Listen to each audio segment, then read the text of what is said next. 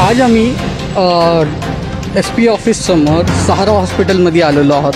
खूप दिवसांपासून आमच्यामध्ये म्हणजे नांदेड सिटी न्यूजच्या टीममध्ये एक चर्चा होती की लोकांमध्ये मेंटल स्टेबिलिटी आणि त्याच्यानंतर कोविड-19बद्दल लोकांचे खूप काही प्रश्न होते. त्या प्रश्नांची चर्चा करण्यासाठी आम्ही सिद्दीक अहमद यांच्यासोबत आज त्यांच्या हॉस्पिटलमध्ये चर्चा करणार आहे.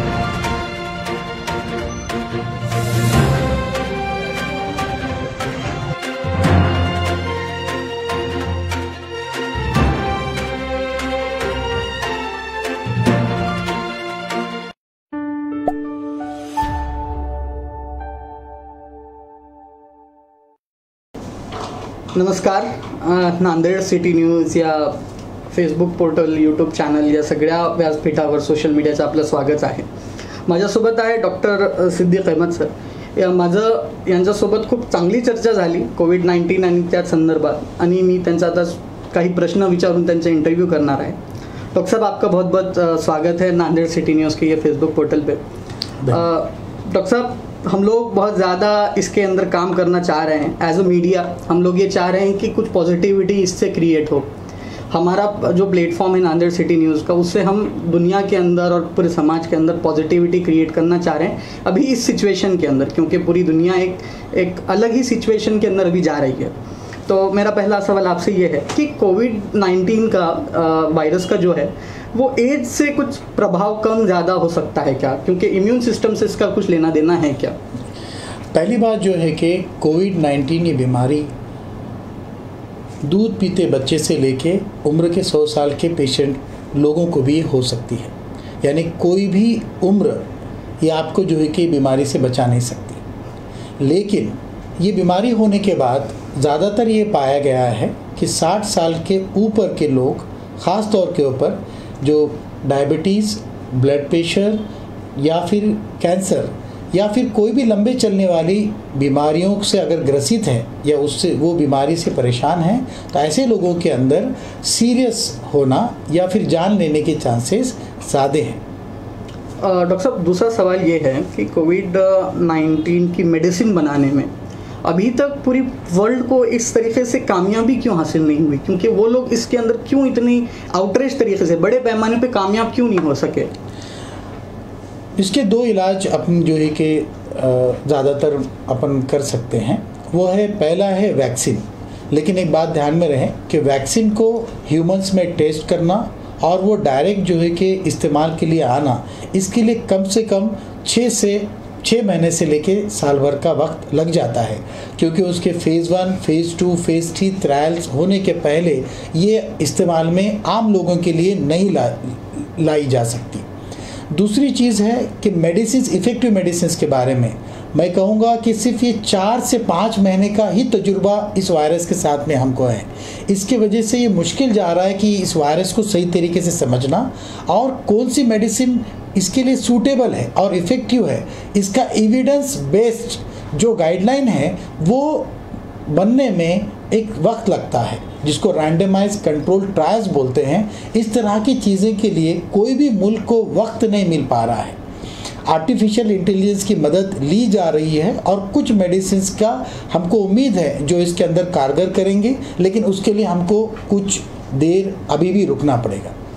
डॉक्टर साहब, मेरा तीसरा सवाल ये है आपसे कि ये बीमारी क्लास बेस्ड नहीं होने की वजह से, यानी कि अमीर लोग भी इसके अंदर जद में आ रहे हैं, गरीब लोगों को भी ये बीमारी हो रही है, तो क्लास बेस्ड नहीं होने की वजह से इतना बड़ा हवा क्रिएट किया गया है क्या दुनिया में कोविड-19 को लेके?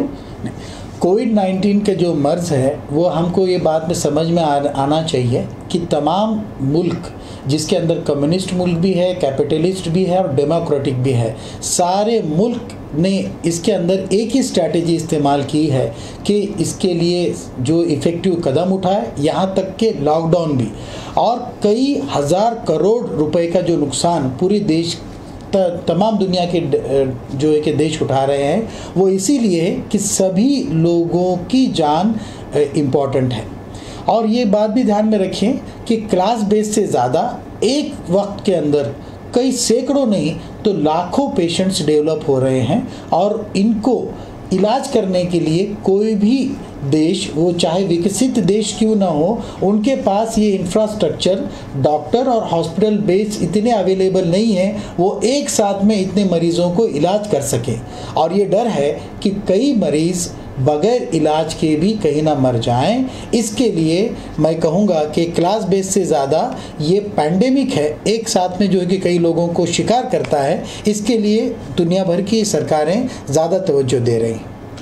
मेरा आगे का सवाल ये है, ये ह्यूमन मेंटालिटी और नफ्सियात से लेके है जी। क्योंकि ये लॉकडाउन का वक्त ह्यूमन मेंटालिटी को किस तरीके से असर कर रहा है, और वो जो लोग जो 24/7 यानी कि जो लोग दिन भर बिजी रहते हैं, जैसे कि अगर मैं हूँ, मैं सुबह उठकर कुछ काम के लिए जाता हूँ और दिन भर काम करके घर पर वापस आता हूँ, तो इस तरीके से जो लोगों के अंदर लॉकडाउन की वजह से मेंटल जो चेंजेस हो रहे हैं, उसके ऊपर आपकी क्या बोलना है सर?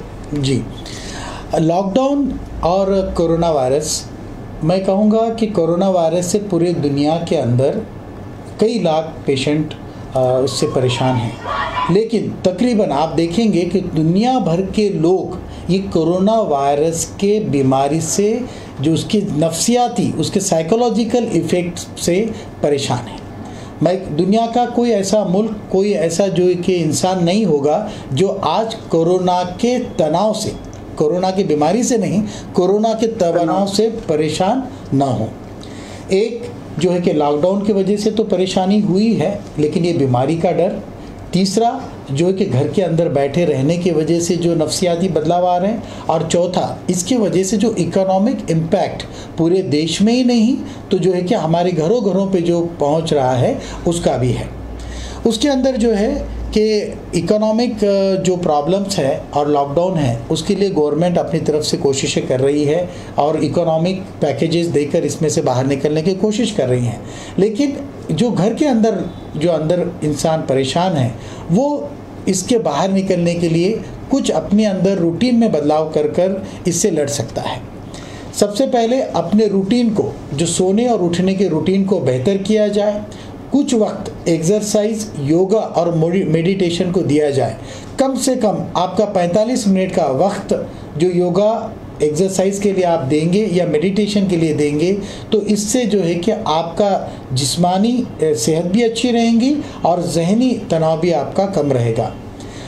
जो खाली वक्त आपको मिल रहा है, वो खाली वक्त का इस्तेमाल सही तरीके से आपको करना चाहिए।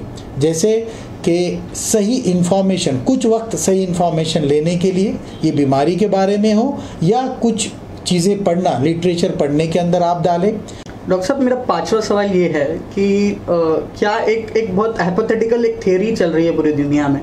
दुनिया में ये थ्योरी चल रही है कि कोई एक बायो वेपन हो सकता है पूरी दुनिया के अंदर जंग लड़ने के लिए। चाइना ने क्रिएट किया है या फिर कोई दूसरे मुल्क भी इसको क्रिएट करके चाइना में छोड़ चुके हैं। तो इस तरीके के सवाल को आपका क्या मानना है? आम इंसान ही नहीं तो कई मुल्क इस तरह की चीज़ों के बारे में सोच रहे हैं, लेकिन अभी तक जिसको अपन कहेंगे कोई एविडेंस है, तो अभी तक कोई ऐसे इस तरह कोई चीज़ का एविडेंस नहीं है। लैंसेट का एक आर्टिकल पब्लिश हुआ था जिसके अंदर दुनिया के लीडिंग साइंसदान और डॉक्टर्स ने इसके अंदर रिसर्च के अंदर कंट्रीब्यूशन दिया था। उनका ये कहना है कि ये वायरस मैन मेड नहीं है, ये कहीं ना कहीं तो भी एनिमल्स से ह्यूमंस के अंदर आया है और उसकी जो जेनेटिक ट्रेट्स है उसके ज़रिए उनका कहना है कि ये आम जानवरों के अंदर भी ये पाया जाता है, जैसे कि पेंगोलिन्स और बैट्स के अंदर इस तरह के वायरसेस पाए गए हैं। तो इसके लिए अभी हमने इसको कोई बायोलॉजिकल बोलना मुनासिब नहीं होगा। दूसरा चीज़ है कि अगर बायोलॉजिकल वेपन अगर है तो कौन से कंट्री ने किसके लिए बनाया है, अगर देखेंगे तो सभी सुपर पावर मुल्क इसके अंदर जो है कि अफेक्टेड हुआ है। चाइना भी हुआ है, अमेरिका भी हुआ है और जो है कि यूरोप भी हुआ है। तो फिर ये बायोलॉजिकल वेपन किसके अगेंस्ट में और कौन बनाने गया? ये वक्त इस सवाल को तवज्जो देने का नहीं है। बहरहाल इस प्रॉब्लम को तमाम मुल्क किस तरीके से मिलकर लड़ सकते हैं, इसके ऊपर सोचने का है। डॉक्टर साहब, एक नेगेटिव माइंडसेट की एक बात की जा रही है अभी, जैसे कि हमने देखा कि जर्मनी के फाइनेंशियल मिनिस्टर जो थे वो सुसाइड कर चुके, और ब्राज़ील के जो प्राइम मिनिस्टर थे वो भी मीडिया के सामने आके बोल रहे उन्हें हताश हो गए। यानी कि पूरे बड़े बड़े पावर्स, बड़े बड़े कंट्रीज़ अपने घुटने टेकते नज़र आ रहे हैं ये कोविड-19 के सामने। तो एक पूरा नेगेटिव माइंडसेट का पूरा एक मामला पूरे ऑल ओवर वर्ल्ड अभी चल रहा है, तो उसके बारे में आपका क्या कहना है? जी बिल्कुल, ये इंसानी दौर का पूरी इंसानियत को अफेक्ट करने वाला ये पहला मर्ज रहा है, पैंडेमिक रहा है। और इसके इफ़ेक्ट मैं ये कहना जो है कि बिल्कुल झिझकाऊंगा नहीं इस बारे में, ये कहने में कि जब से इंसानियत हुई है वहाँ से लेके कोई मर्ज़ ने अगर पूरी दुनिया को अगर थाम लिया है और दुनिया को रोकने का काम किया है तो कोविड मर्ज़ ने किया है। एक बात ज़रूर हुई है, लेकिन दुनिया के अंदर कोई लीडरशिप इसके अंदर वीकनेस अपनी प्रेजेंट कर रही है। वहीं पर हम देख रहे हैं कि दुनिया के अंदर पॉजिटिव लीडरशिप भी डेवलप हुई है। न्यूजीलैंड के प्राइम मिनिस्टर, कनाडा के प्राइम मिनिस्टर, यहाँ तक कि हिंदुस्तान के अपने प्राइम मिनिस्टर की कोशिशें हैं, और कुछ चीफ मिनिस्टर्स हैं जैसे कि केरला के चीफ मिनिस्टर उद्धव ठाकरे, महाराष्ट्र के चीफ मिनिस्टर और दिल्ली के चीफ मिनिस्टर अरविंद केजरीवाल, इन्होंने ये बताया है कि सही फैसले लेकर लोगों को एक इसके अंदर इत्मीनान दिला सकते हैं, लोगों को राहत पहुंचा सकते हैं और लोगों को ये उम्मीद दिला सकते हैं कि स्टेट अभी है आपके मदद के लिए हैं, और ये जंग के अंदर जो है कि हम आगे बढ़ेंगे और ये जंग को हम जीतेंगे। ये इत्मीनान भी दिलाने का काम कई लीडर्स कर रहे हैं। हमारा काम है जो पॉजिटिविटी क्रिएट कर रहे हैं वो लीडर्स की तरफ देखें, और मुझे यकीन है कि ये पॉजिटिविटी ही पूरी दुनिया को ये कोरोना के ख़िलाफ़ की बीमारी में जो है कि जिताएगा। मेरा आपसे एक सवाल ये है अगला कि इस तरीके के माहौल में पॉजिटिव माहौल किस तरीके से लोगों ने अपने घर में बनाना चाहिए, अतराफ में किस तरीके से पॉजिटिव माहौल बनाना चाहिए, क्योंकि अभी बहुत ज़्यादा ज़रूरत है पॉजिटिविटी की, क्योंकि लोग घर पर हैं, लोगों के फाइनेंशियल लॉसेस हो रहे हैं, लोगों का करियर का लॉसेस हो रहा है, लोग मेंटली अनस्टेबल होने की अभी कगार पर है। तो आपको कैसा लगता है कि लोगों ने अपने इलाके में किस तरीके से, अपने सराउंडिंग्स में किस तरीके से पॉजिटिविटी क्रिएट करनी चाहिए? जी, जो घर पर है वो ये ख्याल रखें कि हम हमारे घर के मेंबर से कम्युनिकेशन करें, यानी एक दूसरे से बात करें, और जब बात करते वक्त पॉजिटिविटी को शेयर करें। जो दुनिया में अच्छा चल रहा है, जैसे कि कोरोना के पेशेंट इससे बाहर निकल रहे हैं, इसमें जो है कि कई मूल कामयाबी हो रहे हैं इससे बाहर निकलने के अंदर, उसको शेयर करें। दूसरी बात ये ध्यान में रखें कि हमको ये भी शेयर करना पड़ेगा कि ये प्रॉब्लम सिर्फ हमारे लिए नहीं है, ये हमारे घर के लिए नहीं है, तो ये पूरी दुनिया के एक साथ में जो लोग हैं उनको ये प्रॉब्लम फेस करना पड़ रहा है। तो जिस तरीके से तमाम दुनिया के गवर्नमेंट्स, NGOs और जितने भी सामाजिक संस्थान हैं वो ये मदद कर रही हैं इसमें बाहर निकलने के लिए, तो हमको एक दूसरों को ये इत्मीनान दिलाना होगा कि हम इसमें से बाहर निकलेंगे। दूसरा, एक दूसरों को तसल्ली दिया करें, जो ये खुद के तसल्ली के लिए भी इम्पॉर्टेंट है, और उसके अंदर पॉजिटिव न्यूज़ को शेयर करना बहुत ज़रूरी है। हमारे इतराफ़ में जो बातें जब चलती हैं तो हमने कोशिश करना चाहिए जो इंसान से हम अटैच है उनसे फ़ोन के ऊपर बात करें और एक दूसरे को इत्मीनान देने की कोशिश करें, और व्हाट्सएप और फेसबुक के ऊपर पॉजिटिव न्यूज़ को ही शेयर करें। डॉक्टर साहब, हमारा एक छोटा सा एक वो है रैपिड फायर क्वेश्चंस है, जिसके अंदर आपको हाँ या ना में जवाब देना है, और थोड़ा बहुत आप उसको एलोबरेट कर सकते हैं, यानी कि आपके आंसर को आप जस्टिफाई कर सकते हैं जी। तो पहला मेरा ये क्वेश्चन है कि क्या इस महामारी में लोगों की ज़िंदगी की कीमत कम हो चुकी है? नहीं, ज़िंदगी की कीमत बहुत ज़्यादा है। इसके लिए दुनिया के तमाम मुल्क हज़ारों करोड़ों जो नुकसान उठाकर जो कि लॉकडाउन किए हुए हैं ताकि हर एक इंसान की ज़िंदगी बच सके। मेरा अगला सवाल है कि क्या ठंडी चीज़ों का इस्तेमाल करने से वायरस का प्रभाव कम ज़्यादा हो सकता है? क्या ठंडी चीज़ों से कुछ उसका कनेक्शन है? आम सीजनल फ्लू के लिए ठंडी चीज़ों से बचने की सलाह दी जाती है, लेकिन एक बात ध्यान रहे, कोरोना के लिए सिर्फ ये मेजर से काम नहीं चलेगा।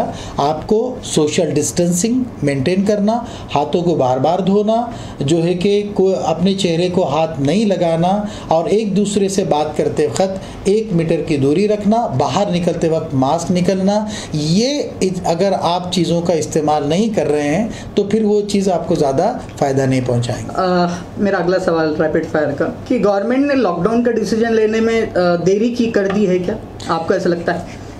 सही वक्त के ऊपर गवर्नमेंट ने लॉकडाउन किया है, लेकिन टेस्टिंग की जो स्पीड है और ज़्यादा होनी चाहिए। एक बहुत ही आम सवाल है डॉक्टर साहब रैपिड फायर के अंदर, क्या घरेलू नुस्खे इस बीमारी के लिए लड़ने के लिए काम आ सकते हैं क्या?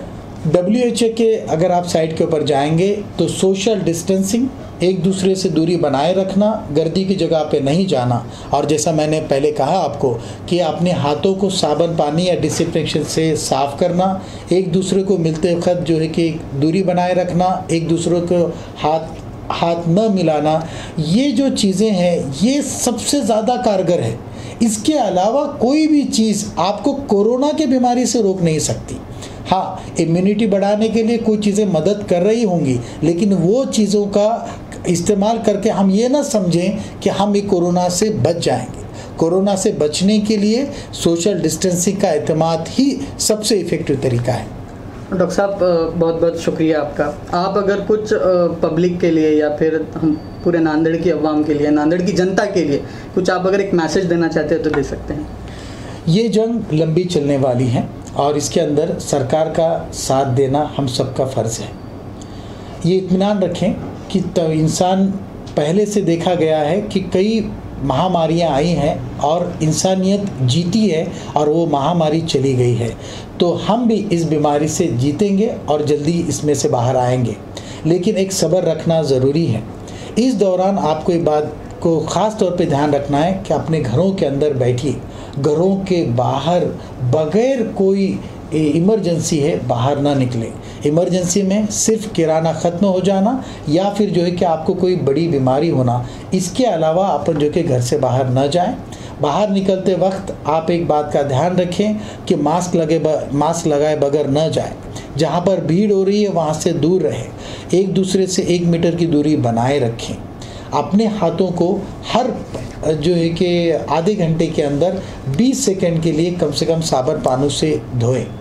गवर्नमेंट जो डॉक्टर्स की तरफ से जो चीज़ें एहतियात आपको बता रहे हैं उसका 100% पालन करें, ये आपके बेहतर में है।